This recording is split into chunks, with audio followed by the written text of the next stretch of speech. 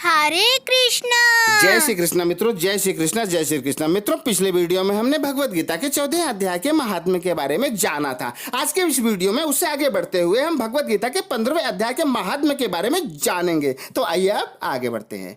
श्री महादेव जी कहते हैं किससे? पार्वती जी से। शंकर भगवान माता पार्वती से कहते हैं कि हे पार्वती, अब गीता के 15वें अध्याय का महात्म्य सुनो। गौड़ देश में कृपाण नरसिंह नामक एक राजा थे, जिनकी तलवार की धार से युद्ध में देवता भी परास्त हो जाते थे। उनका बुद्धिमान सेनापति शस्त्र और शास्त्र की कलाओं का भंडार था। उसका नाम था सरव मेरुंड। उसकी भुजाओं में प्रचंड बल था। एक समय उस पापी ने राजकुमारों सहित महाराज का वध करके स्वयं ही राज करने का विचार किया। इस निश्चय के कुछ दिनों बाद वह हैजे का शिकार होकर मर गया। थोड़े समय में वह पापात्मा अपने पूर्व कर्म के कारण सिंधु देश में एक तेजस्वी घोड़ा हुआ। उसका पेट सटा हुआ था। घोड़े के लक्षणों का ठीक ठीक ज्ञान रखने वाले किसी वैश्य के पुत्र ने बहुत सा मूल्य देकर उस अश्व को खरीद लिया और यत्न के साथ उसे राजधानी तक ले गया। वैश्य कुमार वह अश्व राजा को देने को लाया था। यद्यपि राजा उस वैश्य कुमार से परिचित थे, तथापि द्वारपाल ने जाकर उसके आगमन की सूचना दी। राजा ने पूछा, किस लिए आए हो? तब उसने स्पष्ट शब्दों में उत्तर दिया, हे देव, सिंधु देश में एक उत्तम लक्षणों से संपन्न अश्व था, जिसे तीनों लोगों का एक रत्न समझकर मैं बहुत सा मूल्य देकर खरीद लाया हूँ। राजा ने आज्ञा दिया, वह अश्व यहाँ ले आओ। वास्तव में वह घोड़ा गुड़ों में उच्च श्रवा के समान था। सुंदर रूप का तो मानो घर ही था। शुभ लक्षणों का समुद्र जान पड़ता था। वैसे घोड़ा ले आया और राजा ने उसे देखा। अश्व का लक्षण जानने वाले अमात्यों ने इसी की बड़ी प्रशंसा की। सुनकर राजा अपार आनंद में निमग्न हो गए और उन्होंने वैश्य को मोहमांगा सुवर्ण देकर तुरंत ही उस अश्व को खरीद लिया। कुछ दिनों बाद एक समय राजा शिकार खेलने के लिए उसी घोड़े पर चढ़कर वन में गए। वहां मृगों के पीछे पीछे इन्होंने अपना घोड़ा बढ़ाया। पीछे पीछे सब ओर से दौड़कर आते हुए समस्त सैनिकों का साथ छूट गया। वे हिरणों द्वारा आकृष्ट होकर बहुत दूर निकल गए।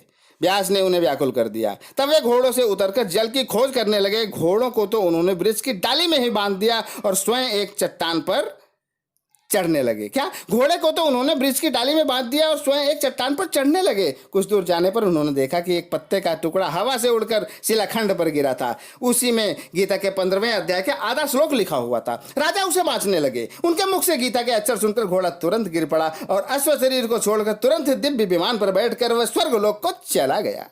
हाँ दोस्तों, तत्पश्चात राजा ने पहाड़ पर चढ़कर एक उत्तम आश्रम देखा, जहां नागकेसर, केले, आम और नारियल के वृक्ष लहरा रहे थे। आश्रम के भीतर एक ब्राह्मण बैठे हुए थे, जो संसार के वासनाओं से मुक्त थे।